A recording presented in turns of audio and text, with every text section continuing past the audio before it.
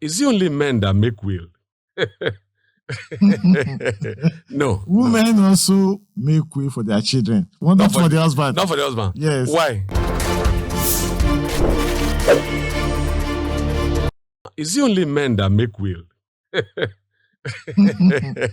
No. Women also make will for their children. Well, not for the husband. Not for the husband. Yes. Why? Is it not in case anything happens? Will is meant to sustain the legacy of the owner. Mm-hmm. Yes. So why can't a woman make a will? Woman will make a will, and the will goes to their children and their grandchildren. Nothing for the husband. Nothing for the husband. Nothing for the husband. So can a man make a will and there's nothing for the wife? Not at all. What God has joined together. That's why the man is the head of the home. That's why you see this modern, what do we call it in the women's sector? Liberation, that what a man can do, a woman can do better. It does not work in every corner. We know that man is being made to be head of the home. Man is made to provide for the home. If at all, according to my religion, your wife is richer than you. Mm-hmm. Her submissiveness still, the man still have the control of the house. If the wife has 1 million and the husband has 500, the wife will still take part of the 500 of the man. Really? Now let me ask this question.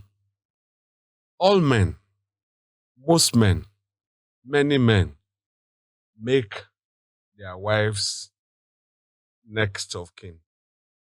Some others make their children next of kin. But first, he will make his wife next of kin because he married the wife before having the children. And so, from onset, he has made up his mind that if anything happens to them, everything that they have should go to the woman. Of course, naturally, the woman will give her children.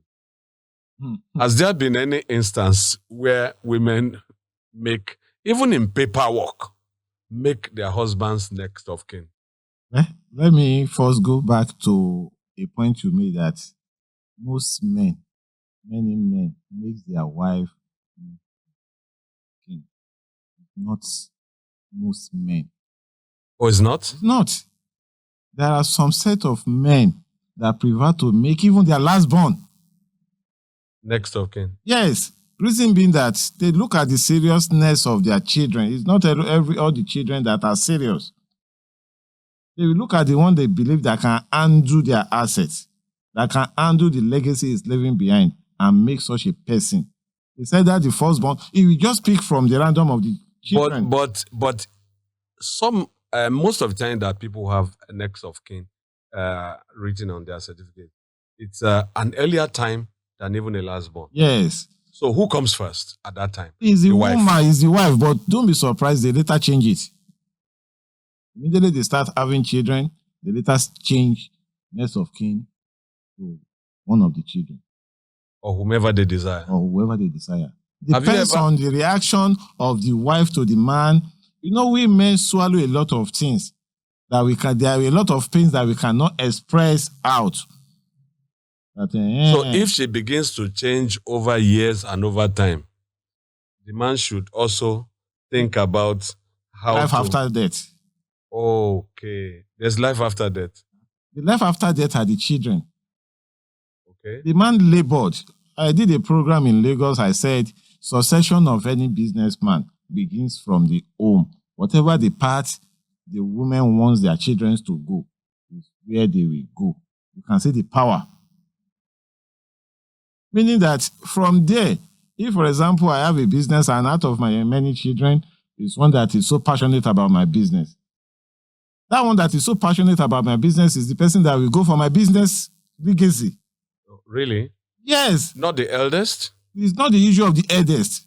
The eldest will go for whatever he wants. But any one of them that is passionate about the business that can keep the business. And if it is all of them that is so passionate, look at what happens to one of our billionaires in Nigeria. You can see that this man has shared his will while he's still alive. That is succession. And look at it. 3 daughters has their own shares. While the remaining one goes to, that is the best way. that if tomorrow this man passed away, there won't be any rancor within the family. Now, let me ask this question. When family members swoop in to take the belongings of the deceased, their brother, their whatever, and all that, why do you think in Nigerian context they try very hard to take it away from the women? Thank you. That's another point. But you asked a question which I have not responded to. Why do men have will and women does not do what? Have will. Naturally, men are born to be the head of the home, to acquire assets and give to the wife and wives, and the children extended to the extended family. But in the aspect of women, I'm not a Islamic scholar, but I think I'm not very sure about that, so that they will not quote me out of context, that women too make provision for their husband if it is a man they love so much that they know this man took care of, that this man has been taking care of her assets when she is even alive, and they don't want that thing to go down. Some women, submissive women, responsible women, do give some. What percentage? Depends on the individual. Now, let's go back to the real meat of this matter, because it's been eating up a lot of people, and it's a source of concern for many men, and it's a source of concern for many women. Why do families and relatives swoop in on the properties of the deceased and take it away from the woman when they already know she's a widow? One, the practical thing that you just mentioned. If the woman do not have tithe for the man, it's not a good thing. The family comes into it where there is no will. And that is why, in such situation, you are in jet age. If it's the only one car you have, let there be something behind a recorded documentation that will say, in case of this thing belongs to this person, but the person will not be aware. Two, there are some women that during the lifetime of the man are so wicked, me and my husband alone, that do not want to see the family members around them, that the woman is so stubborn to the level that anytime any of the family member visits, like that person is coming to Lion's Den, they will not argue with her. They will be waiting. They will be waiting. Most especially if the man is blessed and the man, unfortunately, does not have will. That is when the family will come.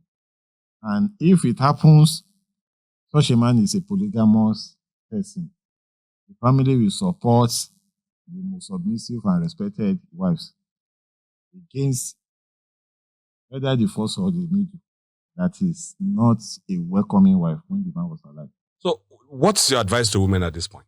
At this point, one, women at home, accept your in-laws as part of the family. In Yoruba tradition, they said when you are dating a man, it belongs to you. The day you marry the man and say, yes, I do, accept the family, accept their negativity, their positivity as part of your home. Because that is one. Yes, because it's common saying that it is the man that always go. Like my father, when he was so sick, my prayer to God is, instead of your mother to go first, I prefer to go first. I asked him, he said, if I should go first, I will suffer. But if your mother should go first, me will suffer. But if it is me, you will take care of your mother with the little that I will leave behind. I don't know if you see that scenario. Yeah. Meaning that when the man is alive, there is no perfect marriage. There is no perfect in-laws. We just need to accommodate ourselves and try to make them acceptable to you, accessible to you.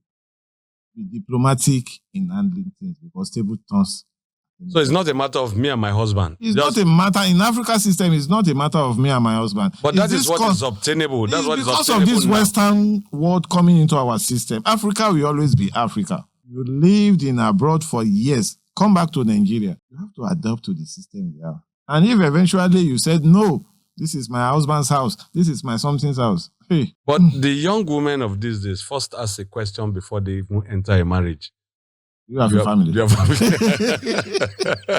So immediately at the end of the day, they regret it. No, immediately the man answers. The man is answering innocently. Yes. Yes, I have a family. Especially my mother. Don't joke. He has killed himself. So from day one, he has created a situation of rivalry. Yes. And you know why that happens? Let's be sincere with ourselves. God created women with the attitude. What kind of attitude is that? Thank you.